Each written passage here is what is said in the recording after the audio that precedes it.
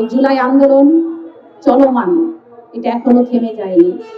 গত 5 এপ্রিল ভোলার সেই সোশ্যাল অ্যাক্টিভিস্ট জামাত ইসলামের কর্মী সাউদা সুমি তিনি কি বলেছেন, বাংলাদেশের যে সংকট, তেল সংকট, সেই তেল সংকটের নিরসনে সরকারের কোনো কার্যকরী উদ্যোগ না দেখার কারণে তিনি একটা পোস্ট করেছেন।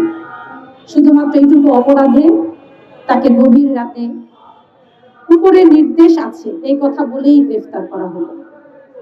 প্রিয় সাংবাদিক বন্ধুগণ, আপনারা জাতির বিবেক, আপনাদের মাধ্যমে আমরা সরকারকে, সংশ্লিষ্ট মহলকে আমরা অবগত করতে চাই,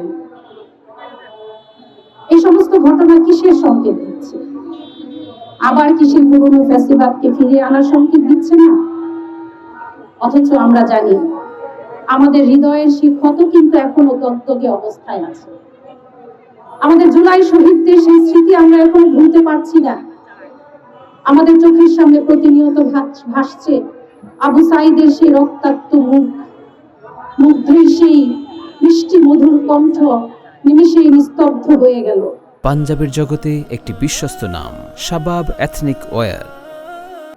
শহীদ নাফিসকে গড়িয়ে পড়তে দেখেছি আমরা পুলিশের ভ্যান থেকে, এবং সেই রিকশার মধ্যে তার পায়ের একদিকে ঝুলানো, মাথা একদিকে ঝুলানো যে নৃশংস দৃশ্য, এগুলো আমাদের হৃদয়ে এখনো এক গভীর ক্ষত সৃষ্টি করে আছে। আমাদের সামনে অসংখ্য আহত, পঙ্গু, চোখ হারা ভাইদের যন্ত্রণা আমরা দেখতে পাচ্ছি। এই জুলাই আন্দোলন চলমান, এটা এখনো থেমে যায়নি। আমরা এখানে যে নারীরা উপস্থিত হয়েছি, আমরা কোনো সাধারণ নারী নই। আমরা এই দেশের জেনারেশন, 2টা জেনারেশনকে আমরা ধারণ করছি। আমরা জেন জি এর মা, এবং সেই সাথে আমাদের ঘরে বড় হয়ে গেছে জেনারেশন আলফাও। সুতরাং জেন জি এবং জেন আলফাকে নিয়ে আমরা কিন্তু আমাদের সেই আন্দোলনকে অব্যাহত রেখেছিলাম, অব্যাহত রাখছি, অব্যাহত রাখবো ইনশাআল্লাহ।